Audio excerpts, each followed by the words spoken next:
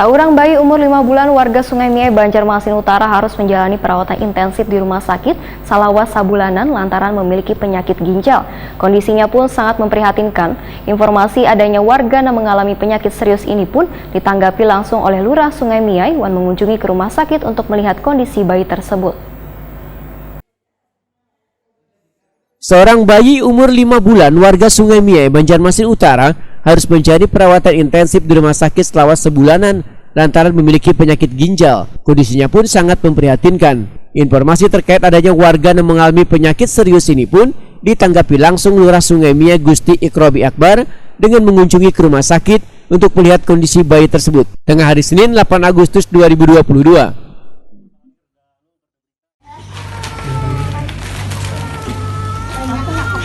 Kenapa? Ngomongin popok lah. Yang belok. Ini makanan enak ya.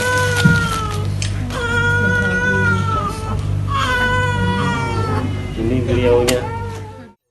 Lurah Sungai Miai Gusti Ikrobi Akbar Wahetakuni Prima TV medahkan kedatangannya kada hanya sekedar memberikan bantuan, namun untuk memberikan rasa keprihatinan pada bayi wan kedua kuitannya.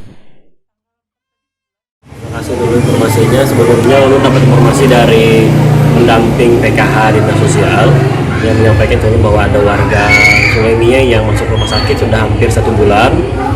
Mulai dari 4 Juli kemarin masuk rumah sakit sampai sekarang masih di rumah sakit. Keadaannya informasi awal itu ginjal bocor dan masih dirawat di rumah sakit sampai ini.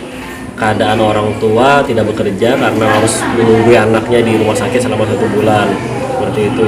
Dapat laporan seperti itu, saya langsung bersama tim pendamping PKH menuju rumah sakit untuk menjenguk si bayi tersebut. Tidak lanjut kelurahan, kami berikan bantuan semampunya. Inilah kita beri bantuan untuk kehidupan sehari-hari karena yang bersangkutan telah menerima bantuan KIS, BPJS gratis dan sempat mendapat bantuan BPNT. Cuma sekali waktu itu kata pengakuan beliau yang diharapkan beliau sementara ini bantuan untuk sehari-hari ya, karena dia tidak dapat bekerja lagi karena harus menunggu anaknya di rumah sakit.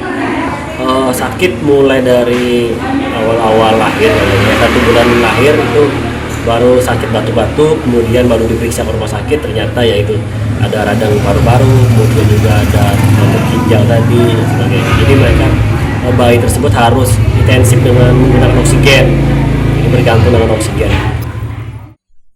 Rauda mengaku anaknya lahir secara prematur dengan berat 1,2 kg dan terlahir kembar.